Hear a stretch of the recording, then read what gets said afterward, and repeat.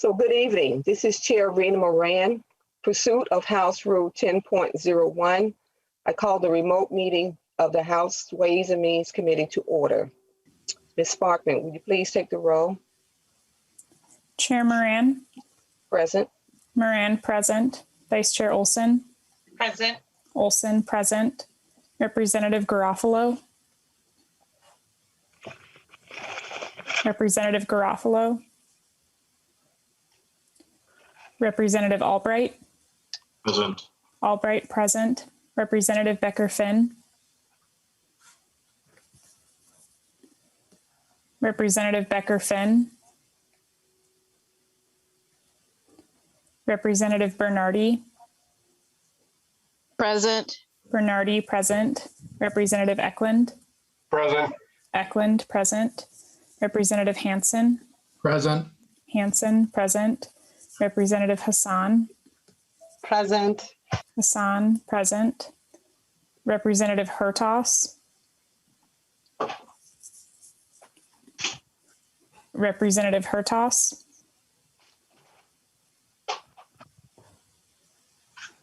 Hertas present. Hertas, present. Representative Hornstein. Representative Hornstein. Representative Johnson. Present. Johnson, present. Representative Kresha, excused. Representative Liebling. Present. Liebling, present. Representative Lilly. Lilly, present. Lilly, present. Representative Mariani. Mariani present. Mariani, present. Representative Marquardt. Marquardt, present. Marquardt, present. Representative Miller. Miller present. Miller, present. Representative Nash. Nash present. Nash, present. Representative Nelson. Nelson present. Nelson, present. Representative Noor. No present. Noor, present. Representative O'Neill. O'Neill, present. O'Neill, present. Representative Pulowski. Pulowski, present. Pulowski, present. Representative Petersburg. Petersburg, present. Petersburg, present. Representative Pinto. Pinto, present. Pinto, present. Representative Schumacher. Schumacher present. Schumacher, present. Representative Schultz. Schultz, present. Schultz, present. Representative Scott. Scott, present. Scott, present. Representative Sundin. Sundin present. Sundin, present. Representative Garofalo. Garofalo present. Garofalo, present. Representative Becker-Finn. Present. Becker-Finn, present. Representative Hornstein. Hornstein, present. Hornstein, present. That concludes the roll. There is a quorum present. So a quorum is present. Our first agenda item is approval of the minutes from our hearing on Friday, May the 7th. The minutes were included in the hearings documents emailed to you by committee staff. Are there any corrections or questions to the minutes? Vice Chair Olson, can I have you to move the minutes? Yes, I move the minutes from May 7th, 2021 for approval. Thank you. Vice Chair Olson moves approval of the minutes for May 7, 2021. Please unmute briefly for a voice vote. All in favor of approving the minutes, say aye. Aye. All opposed? The motion prevails and the minutes are approved. So members, we have two bills on the agenda today. We will start with the Omnibus Pension Bill, which is Senate File 1712. Chair Nelson, would you like to move your bill and tell us about it? Yes, Madam Chair. I'll move Senate File 1712, the second engrossment. Okay, can you tell us about your bill? Members, the Pension Commission met 6 times during the 2021 session, and they approved 13 bills that make up the 2021 Omnibus Pension Bill. Several amendments were approved by the Commission and incorporated. Also, at our last meeting on Tuesday, May 4th, the Commission also approved the motion to submit to the legislature the report on from the Pension Commission study of post-retirement adjustments, or better known as COLAs. This study was mandated in the 2018 Pension and Retirement Bill and represents many months of research and study by the staff and the pension funds. The public had an opportunity to review the drafts and provide comments, which have also been incorporated into the report. Now to the pension bill. Article 1 of Section 1 of the bill extends the use of a more generous actuarial factors in computing an annuity under the MSRS unclassified plan for 1 more year and limits the extension of the employees of the Senate, House, and Joint Commissions. To be eligible, the employees had to have been at least 63 years of age and had at least 26 years of service on June 20th, 2020. We extended this last year by 1 year. It was supposed to expire this June 30th, but because of the pandemic and there were some people that were on the verge or cusp of having to retire, and we needed them around for their longevity and their knowledge. And those same people were extending it 1 more year for the same reason. But the intent is the next year that's the end, and that from then on the new actuarial factors will be used in computing the pensions. Section 2 reduces the COLA on the MSRS judges plan from 1.75% per year to 1.5% per year, effective January 1st, 2022, and removes the trigger that would automatically increase the COLA when the plan reaches a certain funding level. This reduction in the COLA will improve the plan's funded ratio from 56% to just over 57% funded, and it's in line with other reductions we did in other plans in the last few years. Article 2 of the plan revises the exclusion from coverage by MSRS for foreign citizens to eliminate the 3-year waiting period for state employees employed on H-1B, H-1B1, and E-3 visas to comply with federal law. Current employees and employees who left employment in the last year are permitted to purchase service credits for the period they were excluded from coverage. And again, this was because of federal law says that we can't give them a waiting period. The plans were making them wait 3 years before they could join the pension, and we're just trying to correct that mistake. Article 3 extends the minimum period from 1 year to 3 years, during which an employee on military service will be able to purchase service credits for the period of a military leave, and it makes technical changes to para statutes. Section 4, or Article 4 of the bill, adds a new law that will allow municipalities to receive part of their fire state aid that would otherwise have been paid into the para statewide volunteer firefighters plan upon filling an aid allocation plan. That's easy for me to say with para. The effective volunteer firefighters can petition to stop the payment. This is effective only for fire departments that have both volunteers and career firefighters, and it allows the municipalities to use part of this fire state aid to pay their pension plans for their career firefighters. This is similar to what we did for plans that were individual plans that each city had, each fire relief association had last year. This allows the people that are in the statewide plan to do the same thing. Article 5 delays by 1 year a 0.25% increase in the teachers' retirement fund employer contribution rate from 7.5 of salary to 7.75 of salary to take effect January 1st, 2023. And this is to be consistent with the similar increases for teachers in the Teachers Retirement Association plan. And currently the St. Paul Teachers is the only teachers fund that's outside of the Teachers Retirement Association plan. Article 6, sections 1 to 8, make changes to the laws related to volunteer fighter relief associations, and these are recommended by the State Auditor's Fighters Relief Association Working Group. Sections 9 through 12 make changes that permit the Ramsey Volunteer Fire Relief Association to fully vest and distribute retirement benefits to firefighters assigned to the now then fire station.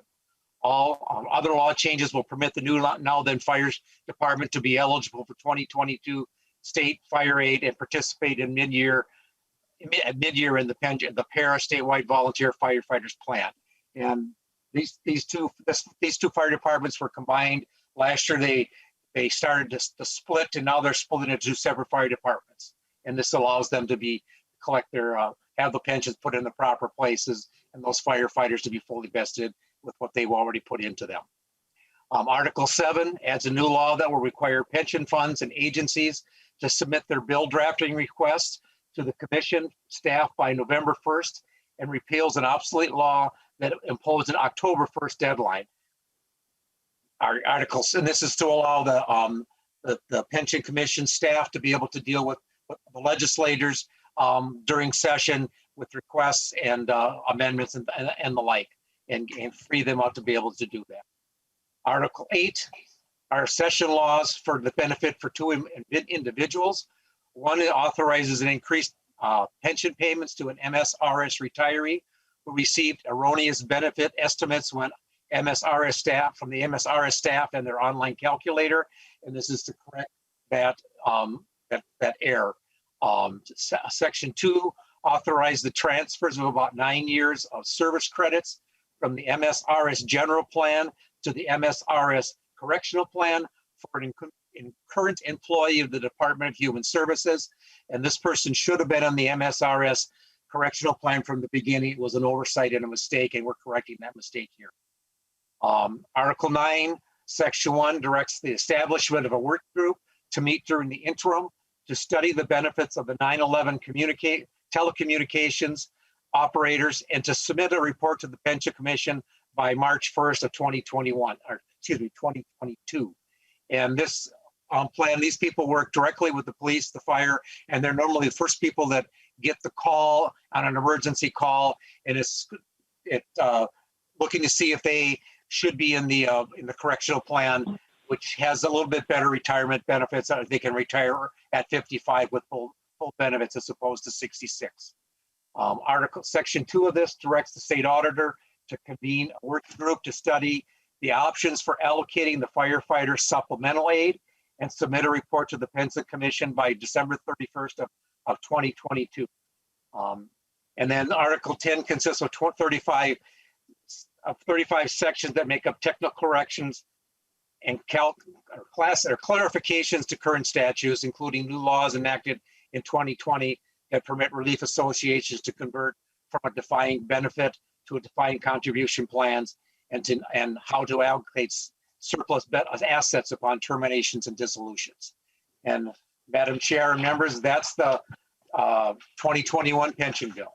And I stand for any questions. And one more thing, members, there was an agreed upon amendment that was put in on the Senate bill, which is why we're taking up this the Senate, the second engrossment of the Senate bill. This was done today on the floor, and what it does is on the bill, if you want to look at it, the way the current bill is on line 56 or page 56, line 23, before the semicolon that's there, it's already been added in the language that's in the bill. But it says designated by the Board of Trustees from the Public Employees Retirement Association, or PARA, what is normally is in short term called. And then the second was on page 56. It's in line 25. It's basically the same language. But it says designated by the Board of Directors of the Minnesota State Retirement System, and this is for people that are being appointed to the board. And members, that's the pension bill. All right, thank you, Chair Nelson. Members, are there any questions on the bill? See, Representative Garofalo has his hand up. Yep, Representative Garofalo. Thank you, Madam Chair. Representative Nelson, thank you for carrying this bill. Good, tidy bill, clean bill. I'll be voting for it today. I did have a quick question for you. And if you don't know, maybe someone from the St. Paul TRA can let me know. But what was the argument for delaying the contribution rate increase for the St. Paul teachers by 1 year? What was the purpose of that? Sure, I can let the staff answer, but I think I have the answer with it. Like I said in my statement here, it's to put them in line with the same rate increase, that's contribution increase that's going to go into effect next year for the Teachers Retirement Association, and then put these two plans on similar footing. Okay, thank you, Madam Chair. Representative Nelson, thanks again. Again, I'll be voting for the bill and encourage members to support it. Thank you. Okay. Do we have any other questions from members? Okay, I don't see any.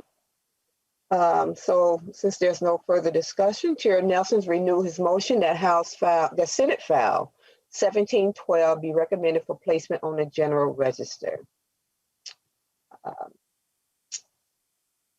Ms. Sparkman, please take the roll. Chair Moran, Aye. Moran, aye. Vice Chair Olson, Aye. Olson, aye. Representative Garofalo, Yes. Garofalo, aye. Representative Albright, Aye. Albright, aye. Representative Becker-Finn, Aye. Becker-Finn, aye. Representative Bernardi, Aye. Bernardi, aye. Representative Eklund, Aye. Eklund, aye. Representative Hansen, Aye. Hansen, aye. Representative Hassan, Aye. Hassan, aye. Representative Hertaus,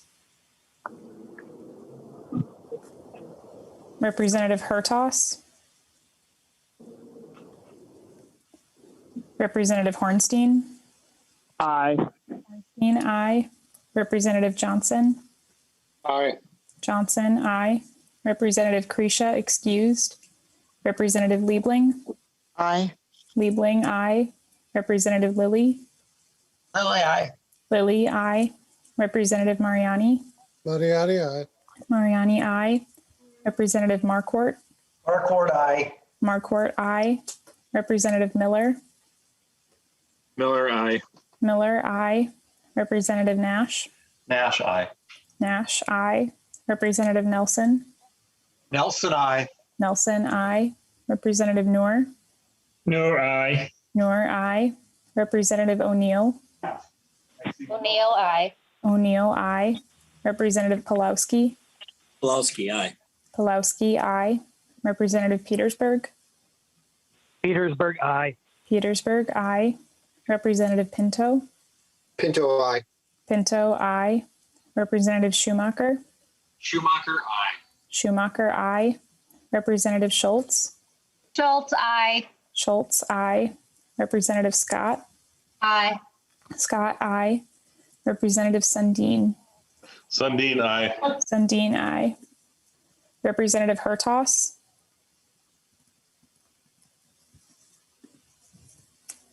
there are 27 ayes and 0 nays.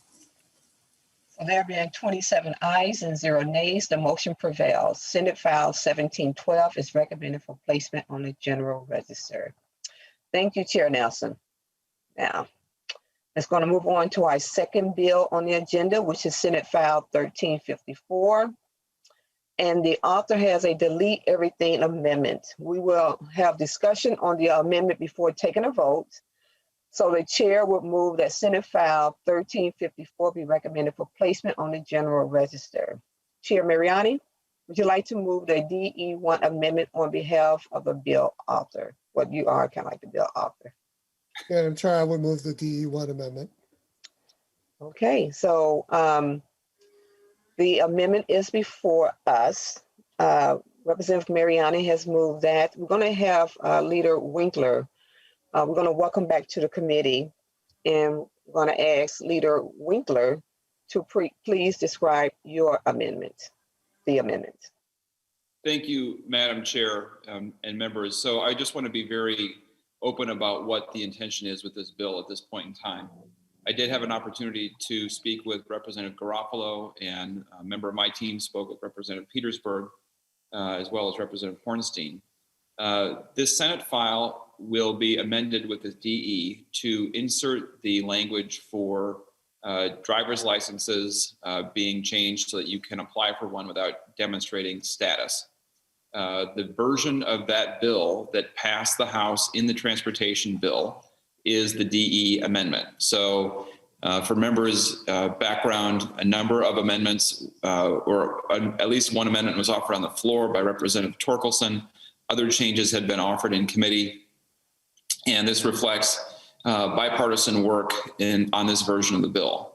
The goal of taking this Senate file, deleting its content and inserting the driver's license language and sending it to the general register is simply to have the bill ready in the event there is an agreed upon budget deal or larger session deal that includes a driver's license provision in it. So I'm not saying that's going to happen. I think it's going to be a heavy lift to get there, but this is to make sure that that is a bill that we could send back to the Senate in this form. And that is why it's here and why I ask for your support for the DE and sending it to the General Register.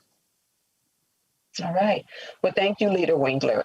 I would like to note that the fiscal spreadsheet provided for this amendment shows that there is no general fund impact.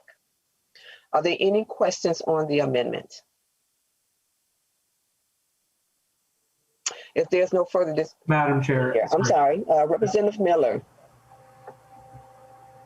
Thank you, Madam Chair. And I think I'm bringing this up at the right moment. If it's later, you can just hold it off. There were some repealers that were part of this. And the one repealer, and whenever you have a repealer, it's like, okay, the negative is going to happen. And the repealer was on subdivision 7. And it's a rulemaking limitation. From what I see on this is it's going to be previously, the commissioner did not have the power for rulemaking on driver's licenses, but now they do. Can someone clarify that for me? And what does that mean that they now have rulemaking as it might apply? Maybe this is something totally independent of this specific provision that Leader Winkler is talking about, but I just want to make sure that I understand that now. Okay. You understand the question? Leader Winkler, can you respond to the question? You need some clarification to the question? Yeah, Madam Chair, Representative Miller, I think, I'm not sure I do entirely follow the question. I think the reason that there may be a repealer in this language that you're referring to is because the current law prohibits the governor from making any rulemaking that would permit a driver's license without status. And so by changing it, it would be necessary to repeal that prohibition on the governor's actions. And in general, the driver and vehicle services at DPS uses rulemaking to work out the details of our drivers and vehicle services related statutes. So I think having rulemaking to effectuate the purpose of this bill is necessary. And the reason it likely was prohibited before was because they didn't, when they drafted the bill originally, the law in 2003, they didn't want a future governor to be able to go around that prohibition. Okay, that makes sense. I appreciate you clarifying. Thank you, Madam Chair. There was no sneaky question coming up on this. I really just didn't quite understand. I just wanted to I think Leader Winkler, you gave a good answer for me, so thank you. Okay, thank you, Representative Miller. Representative Petersburg. Thank you. Currently, I can only talk on my phone. For some reason, my computer is doing it, so I'm talking with my phone as well. But the way I remember it, prior to 2003 or whatever it was, the commissioner was allowed through rulemaking to grant permission for a driver's license to anybody, including that. And when it was determined that that wasn't the direction that we wanted to go, that rulemaking authority was removed. And so now it sounds like this is put him back again. Is that a good recollection? At least that's what it seems like.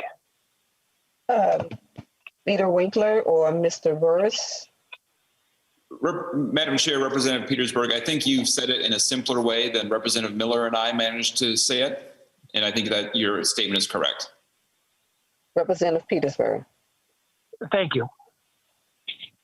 All right. Are there any other questions to the amendment? So there being no further discussion on the amendment, Chair Mariani renews his motion to adopt the DE1 amendment.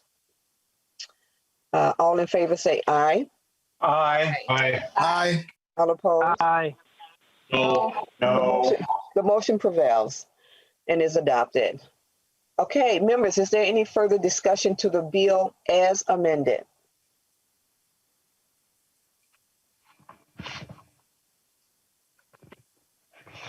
Okay, I'm not seeing any questions to the bill. Sorry, Madam Chair, I think Representative Garofalo just unmuted. I'm not sure if you wanted to get in. Representative Garofalo? No, Madam Chair, I want to thank the majority leader for reaching out to me, letting us know what's in play, and we'll see what ends up happening. I'll be voting no on the bill today. I would recommend people oppose the bill, but I recognize that we may see a different version of this attached to some other issues sooner than people expect. Thank you. Thank you. Leader Winkler, would you have any closing words? Madam Chair, just thank you for the time. I would ask for members' support.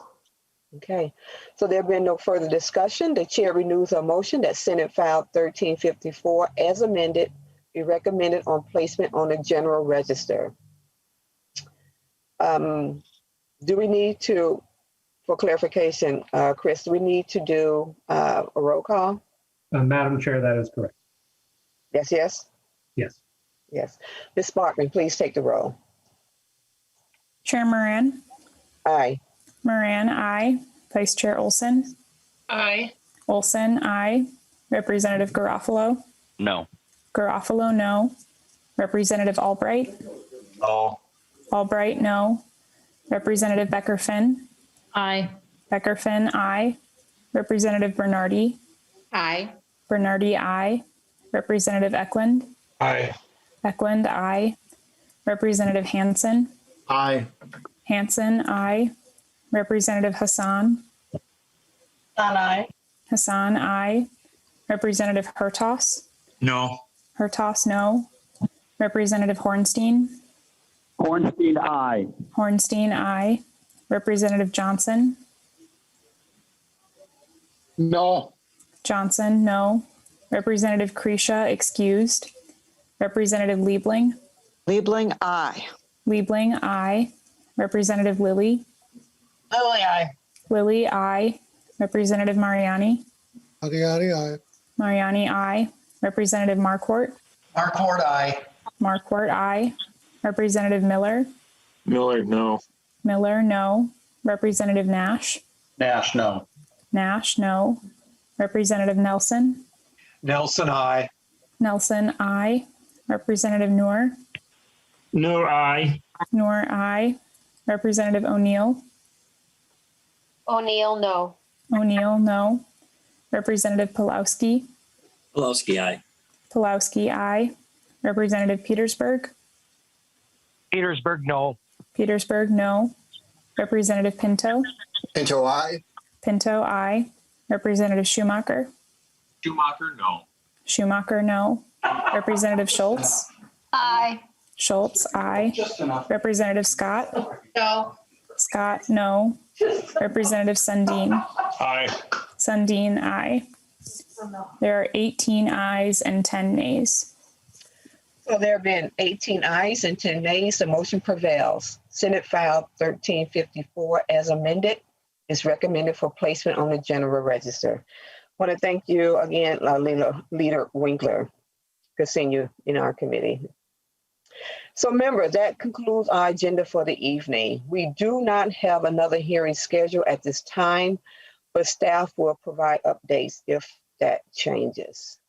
Members, I just want to take a moment because I hear that Mr. Bill Marx is retiring. He has served our state in the House of Representatives with, being professional with dignity. He's counseled me so many ways as a new chair of Ways and Means. I have called him and he always said, don't worry about it. That's what I'm here for. So I want to thank you for that, Mr. Marx. We are going to be losing so much knowledge and history by you retiring, but I'm sure you deserve it. But I would like to give you an opportunity, if you would like, Mr. Marx, to maybe say a few words to the committee. How long have you been here? Thank you, Madam Chair. I was involved in the 1976 legislative session, and I've been around since. Wow, it is awesome. Well, you have served us well. I don't know if you have any words you would like to just say and as you part ways before. He's not leaving immediately. He's not leaving immediately, but he will be retiring. I believe he will be retiring in 2021. Madam Chair, my plan is sometime in the fall. In the fall. All right. Well, Madam Chair. Yes, Representative Garofalo. Thank you, Madam Chair. Well, I don't mean to break any late breaking news here, but Mr. Marx, I'm sorry, we just slipped a provision in the pension bill that prohibits you from retiring. You're coming back for another year. Maybe you didn't see that. Sorry about that. So no, but on behalf of our entire caucus, want to thank you for your years of service, your commitment to the people of Minnesota, your service to the state legislature. You are an incredible resource, not only from historical and technical perspective, but also as a human being, just being very patient with new members. One of my first memories back when I first got elected is a very patient Bill Marx, answering a lot of questions from this young member. And you always treat members with respect and equality.